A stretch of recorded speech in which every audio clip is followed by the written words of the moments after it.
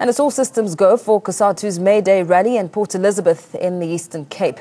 The Federation expects more than 20,000 members to attend. Meanwhile, SAFTU has its own plans in place. Calden Ongam filed this report.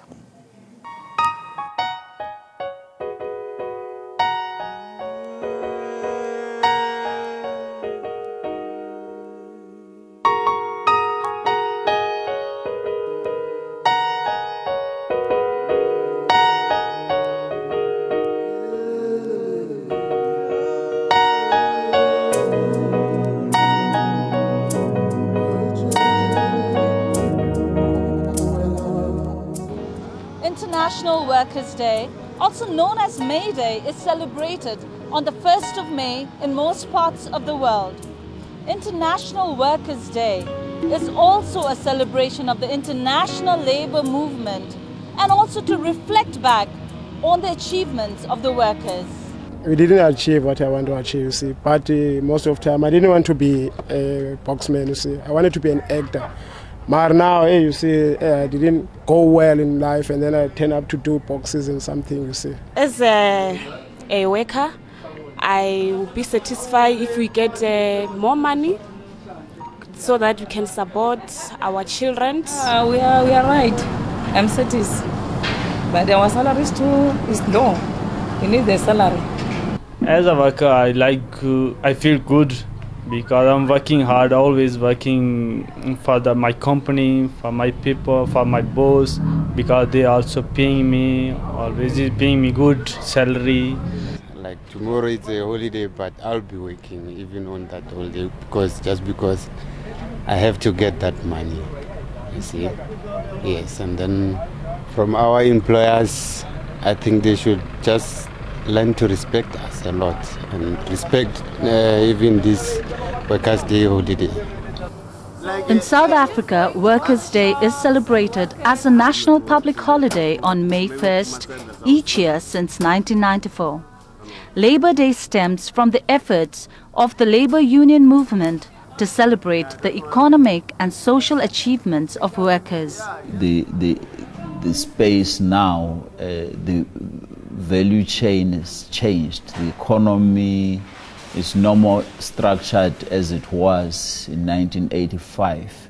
A lot of casualization is happening at the workplace. Contracting out is what is happening. It's not easy for the workers of late, and indeed in the recent past, whilst we've been registering some successes, but there's also been setbacks in terms of employment. We were excited coming from the ANC's Nasrec conference in 2017 in December, given the policies that have come out there on land, the policies on the Reserve Bank, the decision on the jobs, what came out from that conference about youth employment and a range of other very progressive policies.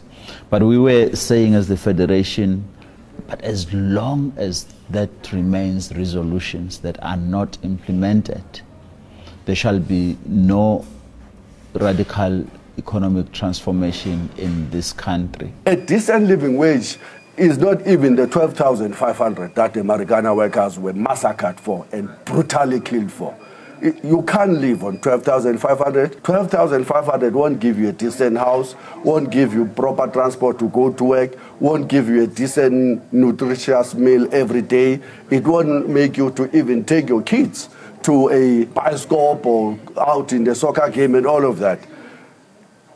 That's what, however, workers are inspired by. The Marikana martyrs represent a change of the game in relation to the battle for a new wage structure. South Africa's labour federations have called on the government to prioritise the development of solution to the country's unemployment, inequality, poverty and corruption problems. COSATU said there would be no radical transformation if the government failed to intervene to stem the unfolding deindustrialization and ongoing job losses. This is Calden Ongam for Afro Worldview. We now take a look at the Labour story as the May Day rally is a day away. Ruben Malika, Assistant General Manager of the Public Servants Association, joins me in studio, as well as Frank Nxumalo, Media and Research Officer at FEDUSA. Gentlemen, good evening. Thank you so much for joining us. May Day rally is gearing up, and unions have rallied up the numbers in preparation for this celebration. Let's start with you, Ruben. What is the significance? I mean, the Public Servants Association is also preparing. You have a huge membership, over 200,000 workers. What are some of the main issues that you'll be throwing and putting to the forefront as we celebrate May Day? Yeah, thank you. Yeah, for us as the PSA, our main concern now is the delayed public service salary negotiations. And obviously, we believe that the salary negotiations should have been concluded for implementation as of 1 April. Is a setback for workers, especially public servants. We are looking at the issues such as the issue of tax. The 1% added VAT to 15% has knocked significantly badly on almost all workers, given that there's also a fuel increase. As I'm talking right now, there's a huge fuel increase that is coming in. And as we speak right now, we don't know where, when, and how we're going to conclude salary negotiations of public service in order at least to mitigate all the effects in terms of the issues of tax, the issues of fuel price increase. All those are concerns that we as the PSA, we are saying they should be addressed as soon as possible. Let me put you into the conversation. You also have raised your concerns about the pressures, like Ruben Malika has been mentioning here, the pressures on workers. What are your concerns about the pressures? Yeah, they're similar. PSA is a FEDUSA affiliate, so it's one of our biggest affiliates. It's the biggest public sector union in South Africa. We empathize with their struggle. We really hope, a solution to public negotiation, wage talks will be found as soon as possible.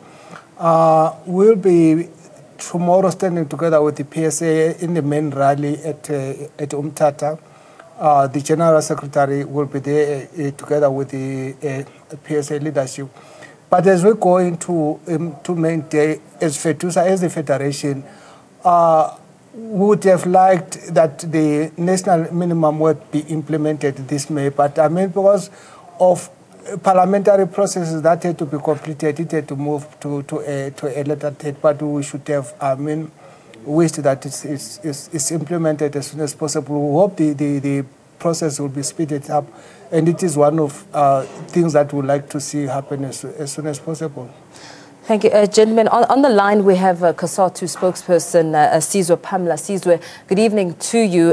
We are really just talking about you canvassing ahead of May Day celebrations. I mean, the unions, FEDUSA, as well as the PSA, have been speaking about, you've been speaking about the workers' concerns. Sizwe, I just want to get your input here. You are in the Western Cape, and farm workers' working conditions have been a huge concern for you. We're actually in the Western Cape, which is our main national rally. It's in Port Elizabeth, but we have 14 marches and rallies all across the country. Look, the workers have very little to celebrate this year. If you look at we've just witnessed an increase in VAT, an increase in fuel levy, an increase in road accident levy. We are facing a possible increase in electricity tariff. And if you look at the number of jobs that we are losing, the retrenchment in the mining sector is very scary. In fact, we were listening to the investors during the mining in Durban, Cape Town earlier this year. They were telling us that by 2025, they forecast that out of the 480,000 workers who are in the mining sector currently, we are likely to be left with about 65,000 by 2025. What that tells you is that we are still going to see a number of job losses. Workers are already being replaced by mechanization and automation. So Since 2012, again, we have seen the stagnation of wages, despite the tax breaks that have been given to corporations. So it's a very gloomy affair. As the Federation, we look left, we look center, we look right, we see a crisis. I mean, look at the deterioration when it comes to health and safety. 23 workers have died since January in the mining sector alone. How many police have we had in the news headlines being killed in the line of duty? So those are the issues that we are confronting workers as we are approaching this May Day. But we are going to this May Day with the intention to really build unity amongst the workers. We are very happy with the amount of work that has gone into uniting, for example, the three federations so far that have worked very well together at NETLEC. We do hope that the fourth federation, the biggest, one of the biggest, will at some point agree with some of the strategies and tactics that we have adopted in terms of taking the struggle forward. We have got nothing really to gain by having some sectarian fights. And we think that if we can, as we have seen in the public service negotiations, we can unite as a public service bloc and look after the interest of the workers and forget about some narrow sectarian differences that do very little really by way of helping workers. We will be able to come out of this May Day with a much more solid program, especially when you consider that we are even struggling to organize about 70% of the workforce that remains unorganized. Mr. Nxumalo, let me take this conversation to you. I mean, you mentioned the national minimum wage as a growing concern. And we know that President Cyril Ramaphosa has admitted that it really is not a living wage. What do you make on that statement? How does it resonate with you? Yes, look, what the president has said is very true. In fact, if I take you back, I mean, he was leading the process. So the national minimum wage was negotiated under him. So he's very aware with what is happening. Look, I mean, ideally we should have what in South Africa we'll call a living wage. But the reality on the ground, I mean, forces us not to settle for much less. But if you talk about, for example, vulnerable workers like your domestic workers and your farm workers, what was happening now, we had a sectoral minimum wage, which is officially called the sectoral determination, where each year the Minister of Labour will announce a quantum of wages. And currently it's standing around 8 rand. So as the different directions in NETLAC, we managed to raise now from 8 rand to 20 rand an hour, which is an increase of more than 10%. But ideally, we would have liked to see something better. But the reality we have to deal with in South Africa is that, I mean, up to 80% of our economy is in private hands. So whatever we do, we would have to negotiate with people who control the economy, which is represented by business in NETLAC. So ideally we should have got more, but I mean, for us it is a start. It is not the ideal, but when it is officially introduced in South Africa, it's going to lift millions and millions of workers out of poverty. At the moment, it's estimated about, I mean, around 4.5, almost 5 million workers in South Africa and below that amount. So it's going to lift millions. And what will happen as soon as the process is officially introduced, that is after the parliamentary office has gone through and we have what will be called the National Minimum Wage Act, we are going to have it's almost like a pilot phase for almost 2 years. It will be under review where, I mean, in terms of implementation, we are going to like record what are the challenges on the ground, what are the successes. So after 2 years, we are going to review that processes, and there will also be a facility for exemptions or for small businesses, so that, I mean, we don't kill the goose that lays the golden egg. But I mean, as it go on, it's going to be revised and it's going to increase. Yes. Mr. Malika, let me bring you into this conversation.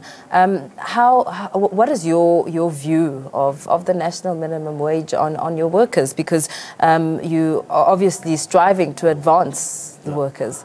Yeah. In fact, the minimum wage, people tend to not understand it. My understanding and our understanding of minimum wage is that this is the minimum. If we have already been paying above 20 rand, there's no problem. But the way it's been articulated is as if those who are already even above 20 rand now must come to 20 rand. So we are simply saying we are taking those who are below 20 rand an hour to 20 rand. So that's why it's called the minimum wage. So those criticisms that are saying it's not a living wage, that's why even we call it minimum wage. We are simply saying that those who are below 20 rand now are coming 20 rand. Those who are above 20 rand, we believe that those employers continue to pay above 20 rand. So we do support the issue of minimum wage at 20 rand, that it must be implemented as soon as possible. Those workers that my comrade has mentioned that are any 8 rand, we are simply saying bring them to 20 rand. So it should not be created as a monster that should be feared. And unfortunately, as the PSA, most of our members, obviously, who are the public servants, we can say they are safely not affected by the minimum wage, but at the same time, we still want to improve their condition of service. As I'm talking right now, we're talking about public servants who currently, the posts are not filled in the public service. And you ask yourself that if, for instance, you've got 5 people have to do a work of 10 people in the public service, is those kind of conditions that need to be addressed.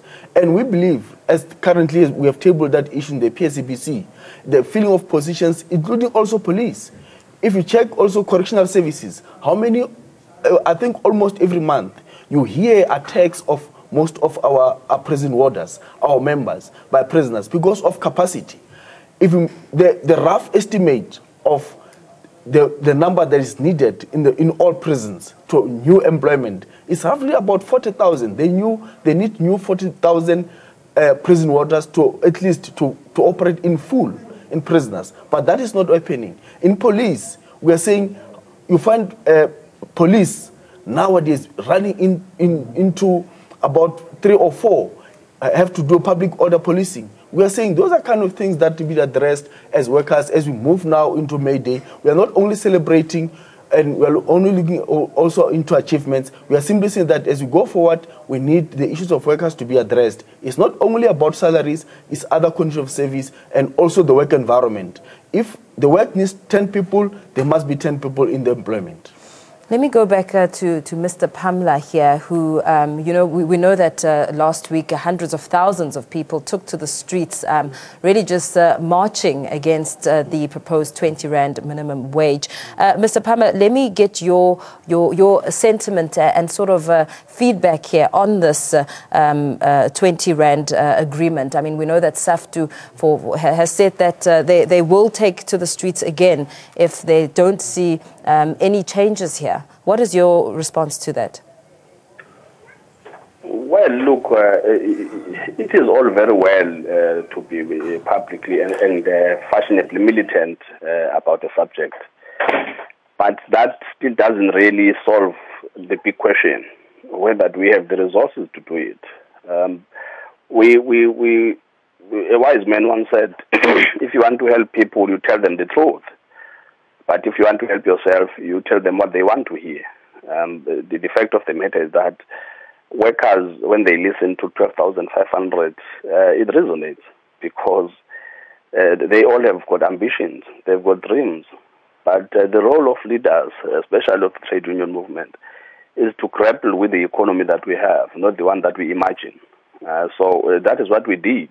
What people forget is that this figure of 3,500 or 20 rand was actually a rejection of a figure of 1,800 that was proposed by Big Business and 2,000 that was proposed by the National Treasury at Netleg. Of course, as Labour, we had pitched our figure at 4,500. We fell short of that because that's the nature of negotiations. Employment, by nature, is a voluntary transaction, meaning that when you enter into a voluntary transaction, you can bet on one thing. Whatever differences you have with an employer can only be resolved through negotiation. You can't impose your will.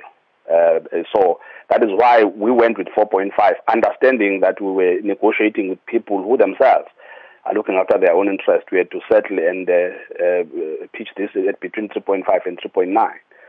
So we are going to continue to work towards a living wage. This is not a living wage.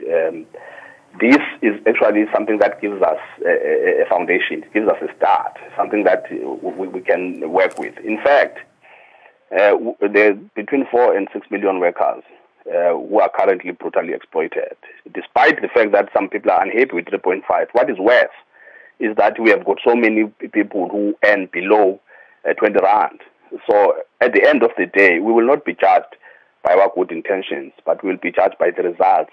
And when we elevate 4 million people from where they are to where 20 rand will take them, those are the results. And we take the fight forward, because national minimum wage is not going to be a silver bullet. It's not going to solve all of our problems. It's not going to solve the inequality.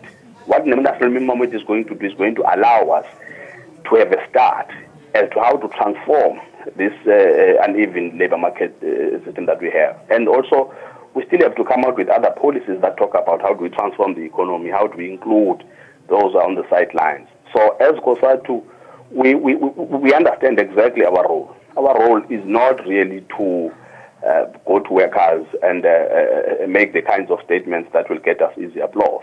We are not in the game of facile crowd pleasing. We are in the game of providing leadership.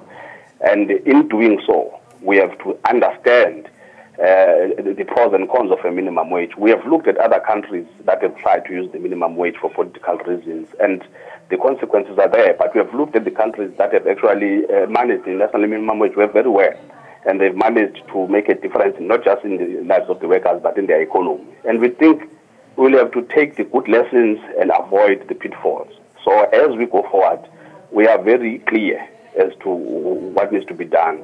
We need to have this legislated national minimum wage, and it has to be something that is practical, feasible. It might not be popular, it might not satisfy everyone else's dreams, but this is the first step that allows us to embark on that journey, to change the system that we inherited, transform the labor market, and at the end of the day, affect people's lives in a positive way. Let's carry on this conversation of the minimum wage. I mean, you have also spoken out rather strongly about it, also resonating the COSATU sentiment there about the way and the manner it will benefit more than 4 million South Africans should it be implemented. It hasn't yet been implemented, and the May Day 1st is just around the corner. Are you at all disappointed at this point in time, or is there a glimmer of optimism? There is a glimmer of optimism that it is going to be eventually implemented. And as organized labor, especially the three federations that are on board, would like to see that as soon as possible. But if I may take you back a little, how did the minimum wage or the figure of 4,500 come about? It was not a thumbsuck. It was a research by the University of Cape Town that was commissioned by organized labor. So it was not a thumbsuck. So what happened over the 2 years, because the negotiations were over a 2-year period, first the question was whether to make it sectoral, that is sector by sector, or to make it national. Eventually it was agreed to be national. So obviously, we looked at best practices at countries that have already implemented the minimum wage. What are the experiences? For example, especially Brazil, Mexico, and the United Kingdom. So we studied those best practices. So it was those experiences of other countries plus the research that we did. So it was the focus was on what is called a poverty datum line. That is for South Africa, maybe for a family of two, what is the minimum that would be? That's how the figure came about. And the other thing that we should take into account, as Cesar was saying, is that, I mean, employment is a voluntary transaction. And if I may cite one of the policies related to this that has been implemented by our government is the affirmative action. And every year the Minister of Labour will table what is called an equity report, which looks at what has been the impact of the police on the ground. If you take a line of over the past 10 years, you find that, I mean, every year the improvement is negligible. I'm going to have to cut through there because we're unfortunately running out of time. Gentlemen, just a quick roundup of what the main topics will be tomorrow, when you speak to workers and address these concerns. Let's start with you, Mr. Malika. Yeah, from the PSA side, obviously, we'll be having the rally in all provinces and 3 in Gauteng, obviously. And the main issues that we'll be addressing is the condition of service and also looking at the impact that the economy has on the workers generally, especially public servants. And then we'll be talking to them about those issues and what they're looking for in terms of wrapping on the salary negotiations that we are busy with at the PSCBC to get the salary increment for 2018-2019 for public servants. Okay, let's quickly move to you, Mr. Pamla. Just a wrap-up of some of the big talkers as we celebrate May Day. Look, for us, we want a moratorium on retrenchment. We want a jobs plan that is going to help us to really talk about which sectors are going to help us to create jobs. And at the same time, we want decent wages. But really, the big message for us as COSATU is that it's directed at our government. And the message is that, look, the first 24 years of democracy, you have played a neutral referee. And unfortunately, the workers have come out the losers. So the message now is whether government is with us or with the employers. And we think that we want a government that will actually intervene on our behalf. So that's the message. And we do not want speeches. We do not want, this is not a memorandum. We want action. We want them to intervene on behalf of the workers to say, this is what has happened in the first quarter of Okay, thank you so much.